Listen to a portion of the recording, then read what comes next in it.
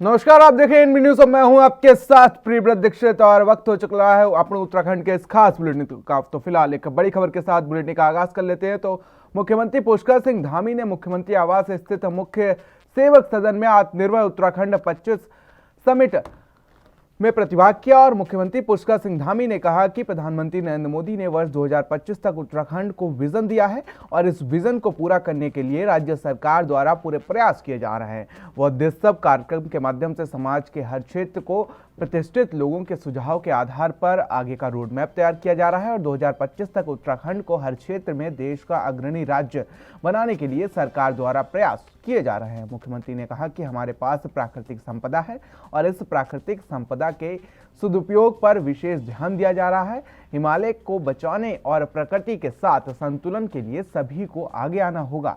तो साथ ही आपको बता दें कि प्राकृतिक संपदाओं और अन्य स्रोतों से राज्य की आय बढ़ने की दिशा में भी विशेष प्रयास किए जा रहे हैं।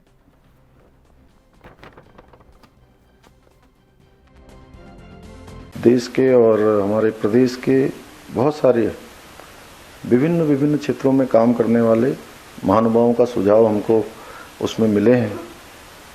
मैं आज अत्यंत अभिभूत हूँ कि अपने आप को अत्यंत सौभाग्यशाली मानता हूँ कि इस विद्वत समाज के मध्य में उपस्थित होकर आप सबके जो विचार हैं वो विचार हमारे राज्य के लिए मिल रहे हैं और विद्वान सर्वत्र पूजिते पर आधारित है।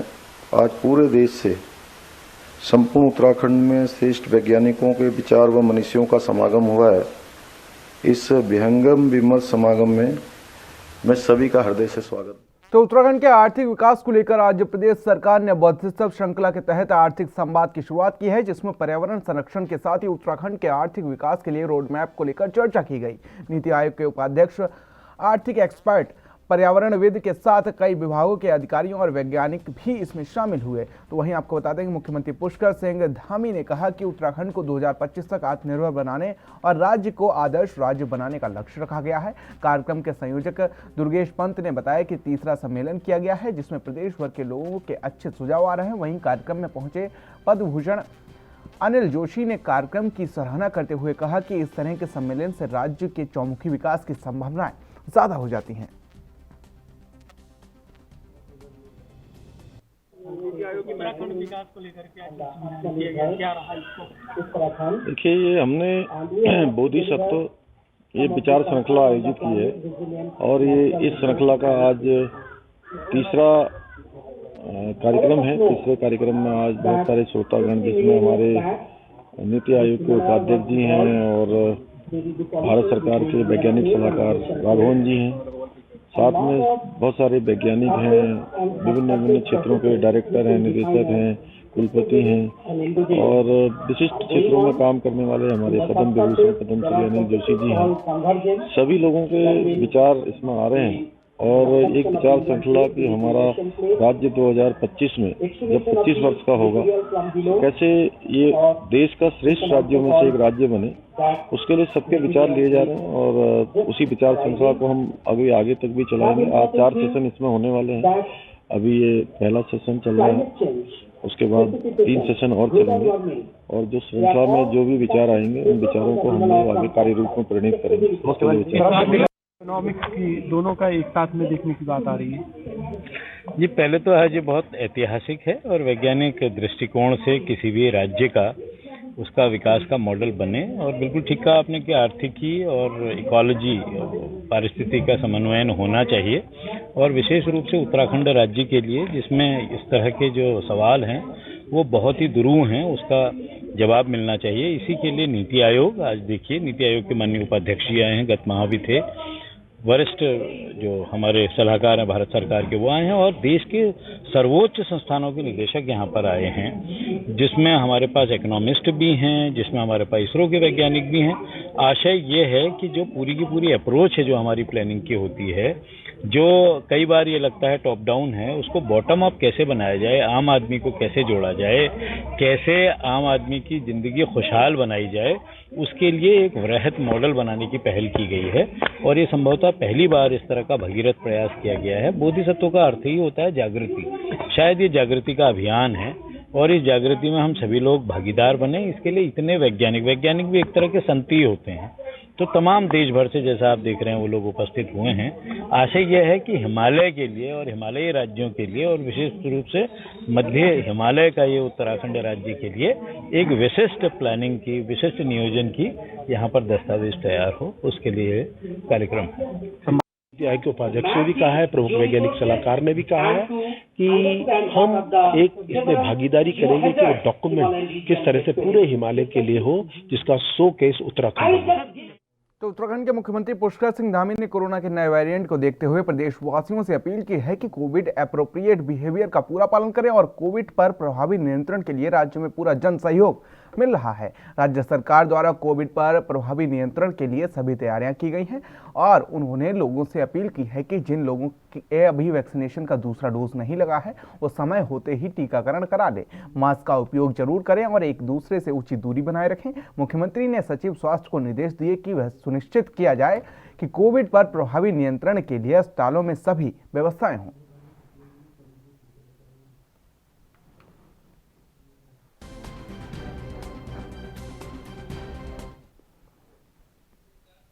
तो उत्तराखंड में चुनाव से पहले राज्य की सियासत और धर्म कर्म के मुद्दे पर लेकर देवभूमि की बड़ी महफिल सजी और जिसमें कई ऐसे क्षण आए जो उत्तराखंड की यादों में लंबे समय तक रहेंगे। नेताओं के मंदिर जाने और खुद को धार्मिक जाहिर करने संबंधी सवाल उठा तो ऐसा ही एक क्षण आया जब राइजिंग उत्तराखंड के संवाद मंच पर बैठे हुए मुख्यमंत्री पुष्कर सिंह धामी ने अपनी कमीज के भीतर से अपना जनेऊ निकालकर दिखाया और दावा किया कि उनकी धार्मिक प्रवृत्ति केवल चुनावी मौसम की नहीं है। राइजिंग उत्तराखंड के आखिरी सत्र में संवाद से पहले सीएम धामी का यादगार पल कैमरे में कैद हो गया जब उन्होंने मशहूर गायक जुबीन नौटियाल के साथ मंच पर सुर से सुर मिलाए। उत्तराखंड के पहाड़ों के लोकगीत को जुबीन के साथ गाने के लिए धामी मंच पर पहुंचे और फिर धामी की फरमाइश पर जुबीन नौटियाल ने फिल्म गीत जब कोई बात बिगड़ जाए भी सुनाया।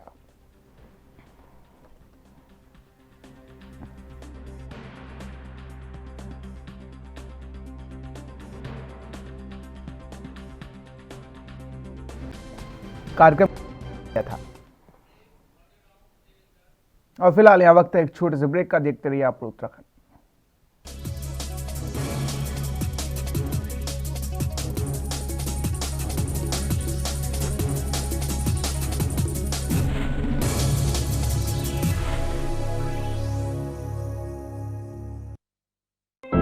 प्रधानमंत्री जी के महासंकल्प को आत्मसात करते हुए मुख्यमंत्री पुष्कर सिंह धामी के नेतृत्व में उत्तराखंड सरकार जल जीवन मिशन को बेहतर तरीके से क्रियान्वित कर रही है।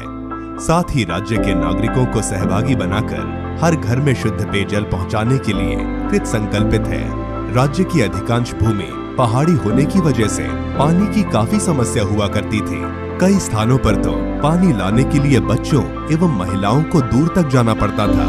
जल जीवन मिशन से शुद्ध पेयजल की समस्या काफी हद तक दूर हुई है। जल जीवन मिशन के तहत हमारी ग्राम पंचायत में पानी की समस्या काफी हद तक खत्म हो चुकी है और सभी ग्राम वासियों के पास हर घर में नल और हर घर में जल है। अब घर में भरपूर पानी आने से स्थानीय लोगों ने घर में ही पर्यटकों के लिए होम स्टे जैसी सुविधाएं प्रारंभ कर दी हैं, जो पर्यटकों के लिए ठहरने का बेहतर विकल्प भी है। स्थानीय लोगों के लिए आजीविका का एक जरिया बना है। हमारे यहाँ पहले 1-2 होम स्टे हुआ करते थे और उनके लिए उन लोग टैंकर से पानी डलवाते थे, लेकिन अब सभी को पानी पर्याप्त मात्रा में मिल रहा है तो सभी ने होम स्टे बनाने शुरू कर चुके हैं और लोगों को इससे काफी फायदा है। राज्य के ग्रामीण क्षेत्रों के लगभग 15 लाख घरों में से 7 लाख से अधिक घरों को नलों से जोड़ा जा चुका है। शहरी क्षेत्रों में लगभग 12 लाख घरों में से 5 लाख से अधिक घरों को पेयजल योजना से जोड़ा जा चुका है। उत्तराखंड सरकार द्वारा दिसंबर 2020 तक हर घर तक शुद्ध पेयजल पहुंचाने का लक्ष्य रखा गया है। मुख्यमंत्री पुष्कर सिंह धामी के नेतृत्व में जल जीवन मिशन राज्य में आजीविका के नए आयाम रचते हुए पलायन को विराम दे रहा है, साथ ही आत्मनिर्भरता की संकल्पना को भी साकार कर रहा है। जल जीवन मिशन, हर घर खुशियां, हर घर जल।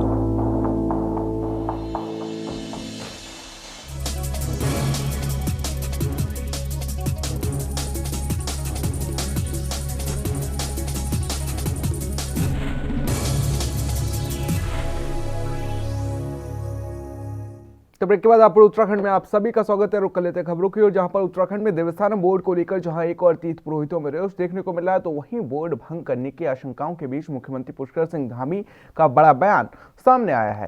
सीएम धामी ने कहा कि बोर्ड के लिए गठित हाई पावर कमेटी ने अपनी फाइनल रिपोर्ट सरकार को पेश कर दी है और सरकार कमेटी की रिपोर्ट का अध्ययन करेगी, उसके बाद ही फैसला लिया जाएगा। साथ ही आपको बता दें कि सरकार ने देवस्थानम बोर्ड को लेकर हाई पावर कमेटी का गठन किया। कमेटी की जिम्मेदारी सभी पक्षों को सुनने की थी और कमेटी ने फाइनल रिपोर्ट सौंप दी है। सरकार इस मामले में सभी पक्षों को ध्यान में रखते हुए फैसला लेगी और इसके लिए सरकार हाई पावर कमेटी की रिपोर्ट का अध्ययन करेगी। इसके साथ ही मुख्यमंत्री पुष्कर सिंह धामी ने अपने 2 दिवसीय दिल्ली दौरे को लेकर कहा कि केंद्रीय पार्टी कार्यालय दिल्ली में है, इसलिए वे दिल्ली पहुंच रहे हैं। सीएम का दिल्ली दौरा आगामी चुनाव के मद्देनजर बेहद खास माना जा रहा है। उसमें देखिए कमेटी की अंतिम रिपोर्ट आ गई है और अंतिम रिपोर्ट आने के लिए हम मंत्रिमंडल की एक समिति बना रहे हैं जो अगले 2 दिनों में उस रिपोर्ट का अध्ययन करेगी और उस रिपोर्ट का अध्ययन करने के बाद वो उस पर हम कार्रवाई करेंगे जो भी रिपोर्ट करेंगे। हमारी पार्टी का चूंकि हेडक्वार्टर दिल्ली में है और बहुत बार समन्वय के लिए बहुत सारे मार्गदर्शन होते हैं, बहुत सारी बातें होती हैं। आपस में पार्टी का काम भी चलता है, सरकार का काम भी है। देवस्थानम बोर्ड को लेकर कार्यकर्ताओं में रोष है, तो वहीं अब हाई पावर कमेटी को लेकर सीएम धामी ने एक बयान दिया है। उन्होंने कहा कि हाई पावर कमेटी ने अपनी रिपोर्ट सौंप दी है और उसको लेकर सरकार अब निर्णय लेगी।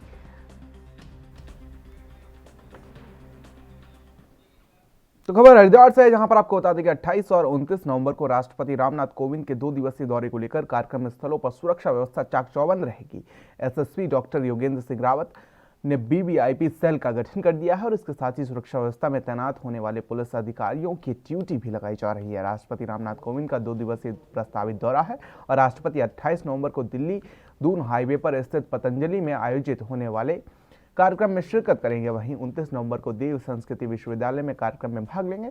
एसएसपी ने बताया कि राष्ट्रपति के दौरे को लेकर वीवीआईपी सेल का गठन एसपी सिटी कमलेश उपाध्याय के निर्देशन में किया गया है और सेल के प्रभारी पुलिस लाइन में तैनात निरीक्षक यशपाल सिंह बिष्ट को बनाया गया है।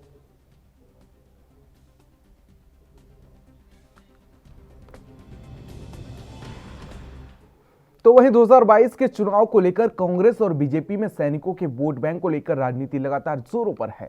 कांग्रेस जहां पूर्व सैनिक सम्मान में जुटी हुई है, तो वहीं बीजेपी शहीद सैनिक सम्मान कर रही है, जिसको लेकर एक दूसरे पर आरोप प्रत्यारोप भी चल रहे हैं। इसी को लेकर उत्तराखंड के अल्मोड़ा पहुंचे सैनिक कल्याण मंत्री ने कहा कि कांग्रेस ने आज तक सैनिकों का सम्मान नहीं किया है। कांग्रेस सैनिकों की हितैषी नहीं रही है, जबकि बीजेपी आज सैनिकों के लिए 5वें धाम बनाने की तैयारी कर रही है। अब कांग्रेस सैनिकों का कितना सम्मान करती है ये तो आप हमसे बेहतर जानते हैं। जिस वन रैंक वन पेंशन की मैं बात कर रहा हूँ, कांग्रेस की लगातार कांग्रेस की सरकार थी और उसमें भी 35 साल एक ही परिवार की सरकार थी। और जब कांग्रेस सत्ता से बाहर जा रही थी तो 500 करोड़ का पैकेज उन्होंने वन रैंक वन पेंशन के लिए दिया और जब हमने वन रैंक वन पेंशन लागू की 20,400 करोड़ रुपया खर्च हुआ, लेकिन हम वन रैंक वन पेंशन को लागू किया। तो इससे पता लग जाता है कि कांग्रेस सैनिकों का कितना सम्मान करती है। यही कांग्रेस का पप्पू है, जब सर्जिकल स्ट्राइक हुई थी तो उसका सबूत मांग रहा था। जो सेना की विश्वसनीयता पर सवाल उठाते हो, ऐसे लोग सैनिकों का सम्मान नहीं करते। सम्मान भारतीय जनता पार्टी करती है। हो रही है, कांग्रेस और बीजेपी लगातार आमने सामने होते नजर आ रहे हैं। तो वहीं अब बीजेपी ने कहा है कि सैनिकों के सम्मान के लिए वो 5वें धाम यानी सैन्य धाम का निर्माण करने जा रही है और इसी को लेकर उन्होंने कांग्रेस पर भी गंभीर आरोप लगाए। उन्होंने कहा कि कांग्रेस सैनिकों का सम्मान करना नहीं जानती और यदि सैनिकों का सम्मान करना होता तो अपने राज्य में कुछ ना कुछ तो सैनिकों के लिए किया होता। और फिलहाल यहां वक्त एक छोटे से ब्रेक का, देखते रहिए एनबी न्यूज।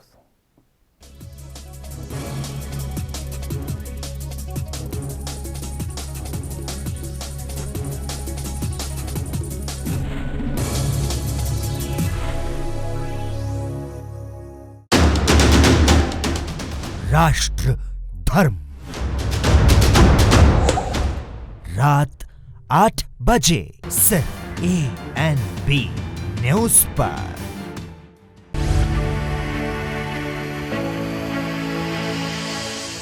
नेता ਉਹੀ ਜੋ ਲੋਕਾਂ 'ਚ ਵਿਚਰੇ, नेता ਉਹੀ ਜੋ ਲੋਕਾਂ ਦੇ ਨਾਲ ਖੜੇ, नेता ਉਹੀ ਜੋ ਹੱਕ ਸੱਚ ਦੀ ਆਵਾਜ਼ ਬਣੇ।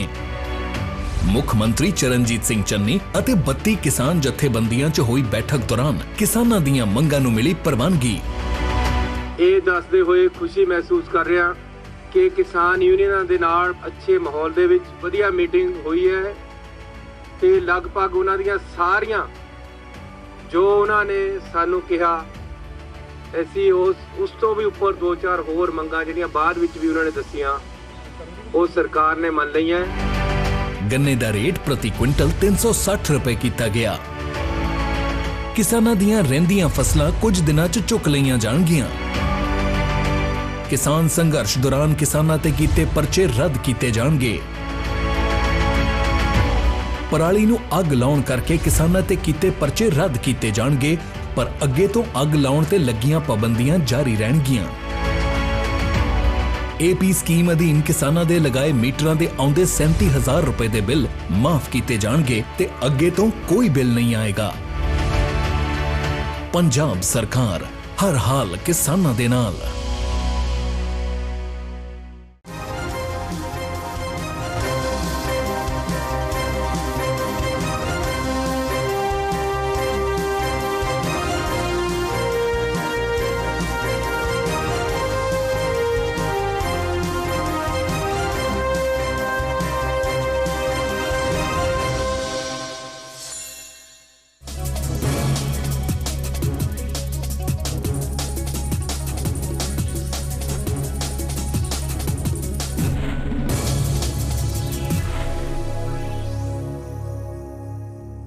तो ब्रेक के बाद आप उत्तराखंड में आप सभी का स्वागत है। रुक लेते हैं खबरों की ओर, जहां पर हल्द्वानी के रामलीला मैदान में शहीद सैनिक यात्रा को लेकर सैनिक कल्याण मंत्री गणेश जोशी और कैबिनेट मंत्री वंशीधर भगत ने सैन्य धाम ने आज शहीद सैनिक परिवारों की वीर नारियों और उनके परिवार के सदस्यों को ताम्रपत्र से सम्मानित किया। तो वहीं सम्मान समारोह में स्कूली बच्चों ने रंगारंग सांस्कृतिक कार्यक्रमों के माध्यम से देशभक्ति पर आधारित कार्यक्रम प्रस्तुत किया।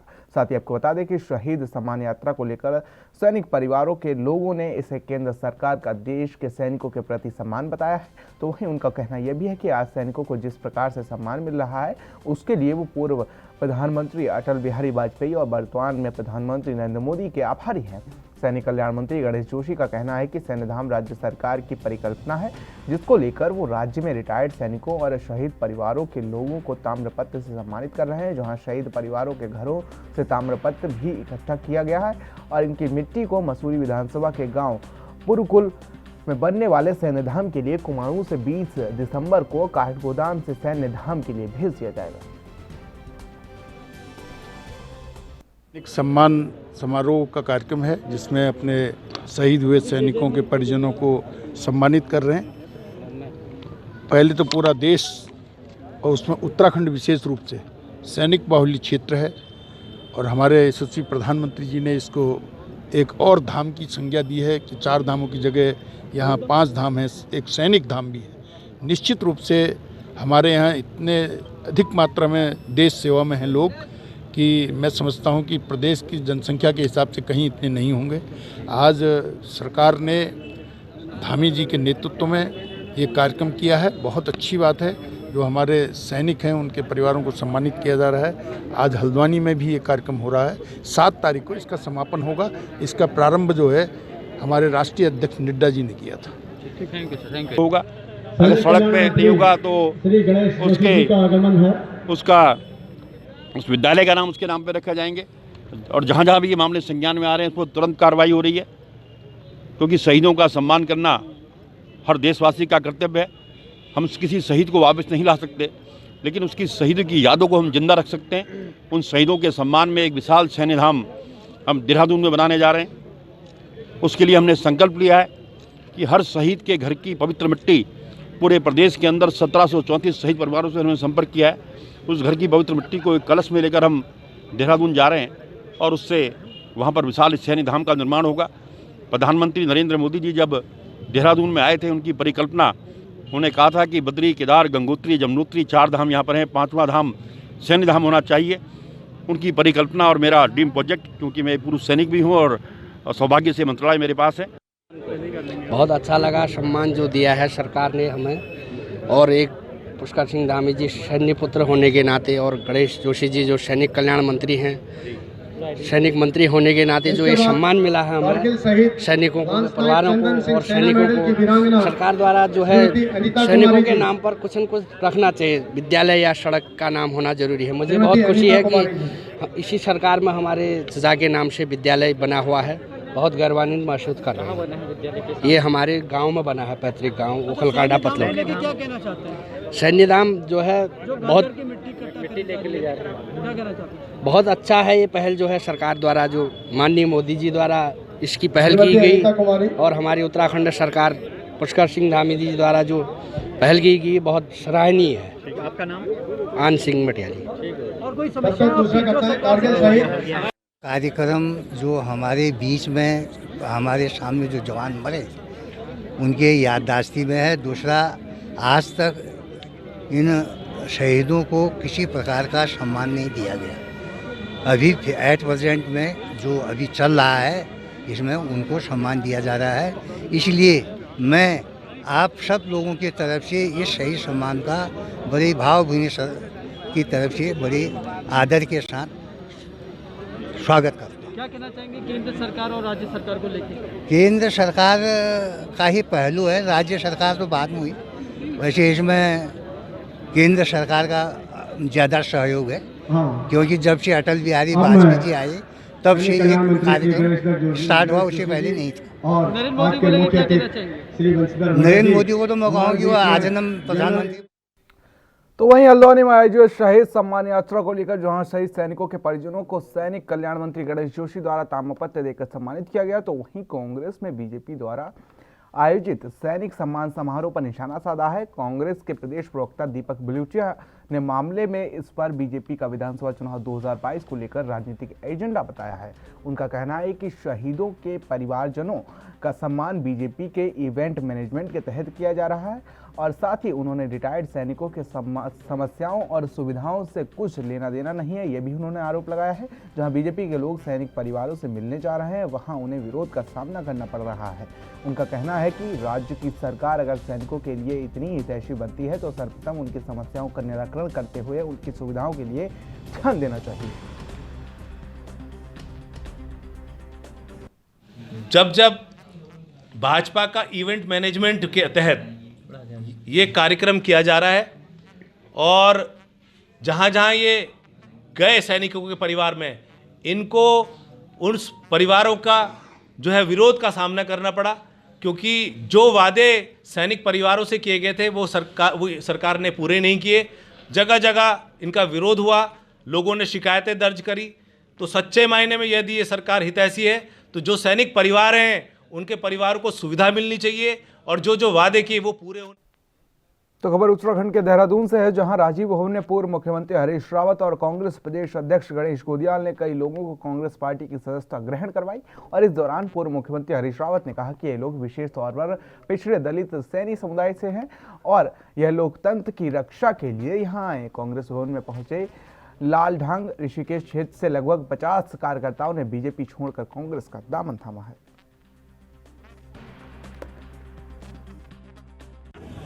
और उनके सभी सहयोगी हमारे परम आदरणीय परम पूजनीय तोमर साहब के प्रेरणा से और अनुपमा रावत जी के प्रयासों से कांग्रेस में सम्मिलित हुए हैं। मैं उनका स्वागत करने यहाँ खड़ा हूँ और माननीय गणेश गोदियाल जी ने उन सबको कांग्रेस पार्टी में सम्मिलित किया, उनका बहुत बहुत स्वागत है। उनके अलावा हमारी एक बहुत महत्वपूर्ण बेटी, जो मेरे लिए बेटी भी बहू ही सब है, तो शोभा जोशी जो अल्मोड़ा नगर पालिका की चेयरमैन रही हैं, वो भी कांग्रेस में फिर से। तो उत्तराखंड में सियासी खींचतान जो है वो लगातार जारी है और इसी बीच कांग्रेस कमेटी द्वारा निर्देशित मेरा बूथ मेरा गौरव कार्यक्रम के तहत गदरपुर विधानसभा में बूथ कार्यकर्ताओं के प्रशिक्षण का आयोजन किया गया। इस दौरान गदरपुर विधानसभा के कांग्रेस के 163 बूथों के अध्यक्ष मौजूद रहे। साथ ही कांग्रेस कार्यकर्ताओं ने शपथ ली कि आने वाले 2022 के चुनाव में कांग्रेस की सरकार उत्तराखंड में बनानी है। सभी बूथ अध्यक्षों को प्रत्येक बूथ पर अपनी जिम्मेदारी से अपने क्षेत्र के लोगों को कांग्रेस की कार्यशैली को घर घर पहुंचाने का काम दिया गया है। प्रदेश कांग्रेस कमेटी द्वारा अपने बूथ अध्यक्षों के सम्मान के लिए और बूथ अध्यक्षों की ट्रेनिंग के लिए एक कार्यक्रम चलाया जा रहा है, मेरा बूथ मेरा गौरव। उसी कड़ी में ये पहले 65 विधानसभाओं में हो चुका है। हमारे यहाँ ये कार्यक्रम 24 को निर्धारित था, मगर 24 तारीख को स्क्रीनिंग कमेटी की बैठक के चलते इस कार्यक्रम को बढ़ाकर 27 कर दिया गया। 27 तारीख आज ये मेरा बूथ मेरा गौरव कार्यक्रम गदरपुर में हो रहा है। 66वीं विधानसभा गदरपुर है, जहाँ ये कार्यक्रम किया जा रहा है। पूरे 70 विधानसभाओं में होना है। इसमें बूथ स्तर पर जाकर कांग्रेस की रीति नीतियों को गांव-गांव घर-घर कैसे पहुंचाना है, ये कार्यक्रम में बताया जा रहा है। हमारे मास्टर ट्रेनर अरुण सर्राफ जी और हमारे नेशनल ट्रेनर श्री राजीव साहू जी इन कार्यकर्ताओं को ट्रेन कर रहे हैं। बड़े गौरव की बात कांग्रेसियों के लिए है कि हमारे बीच ऐसे बड़े बड़े ट्रेनर्स जिन्होंने की बूथ के कार्यक्रम कई प्रदेशों में करा रखे हैं और उसके बहुत अच्छे नतीजे आए हैं, हमारे बीच पहुंचे हैं। ट्रेनिंग का कार्यक्रम चल रहा है और संख्या भी मेरे सभी बूथों के लोग गाँव से शहर से बड़ी उत्सुकता के साथ इस ट्रेनिंग कार्यक्रम में पहुंचे, जो कि दिखा रहा है कि हम लोग ये विधानसभा भी जीतने जा रहे हैं और प्रदेश में कांग्रेस सरकार है। माननीय गणेश गोदियाल जी, प्रदेश अध्यक्ष उत्तराखंड प्रदेश कांग्रेस कमेटी एवं उत्तराखंड प्रदेश कांग्रेस कमेटी के हमारे प्रभारी माननीय देवेंद्र यादव जी के संयुक्त आह्वान पर मेरा बूथ मेरा गौरव प्रोग्राम के तहत आज। तो अपने उत्तराखंड में मेरे साथ इतना ही। देश और दुनिया के तमाम छोटी बड़ी खबरों के लिए बने रहिए एनबी न्यूज़ के साथ। नमस्कार।